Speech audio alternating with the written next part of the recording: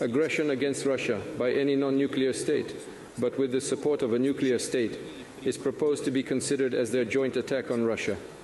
Russia will also consider the possibility of using nuclear weapons when receiving reliable information about a massive launch of means of aerospace attack and their crossing of our state border. This includes strategic and tactical aircraft, as well as cruise missiles and drones, hypersonic and other delivery vehicles. Russia reserves the right to use nuclear weapons in case of aggression, including if the enemy, using conventional weapons, poses a critical threat.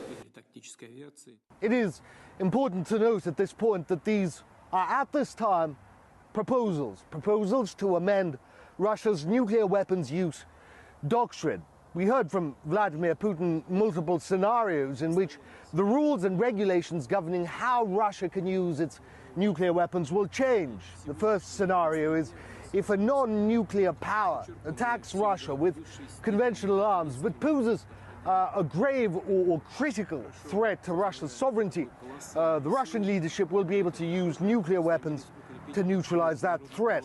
The second scenario and how things will change is if that non-nuclear power that is attacking Russia is aided, supplied, abetted by a nuclear power, then that nuclear power will be considered a party to this conflict. So a joint attack on Russia, which will mean Russia will be able to use nuclear weapons both on the non-nuclear power and the nuclear power that it'll consider attacking it.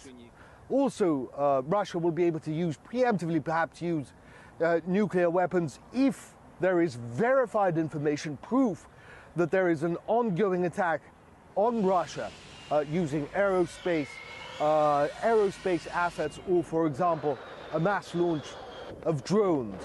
Again, I must mention that these are, at this time, are proposals on how Russia's first use of nuclear weapons, its nuclear doctrine, will change. Nevertheless, this is a stark warning to the West, the latest in a slew of such. Previously, Vladimir Putin had come out and said that if advanced Western missiles with great ranges are supplied to Ukraine and used against Russia for strikes deep into Russian territory, then those countries, the United States perhaps, or Great Britain or France, which supply Ukraine with extended range missiles, that they will be complicit in an attack on Russia. Russia has brushed off their arguments that they merely hand these weapons over. Russia says it has evidence, and there is no way that Ukraine can plan, launch, and use these weapons without without NATO troops being involved,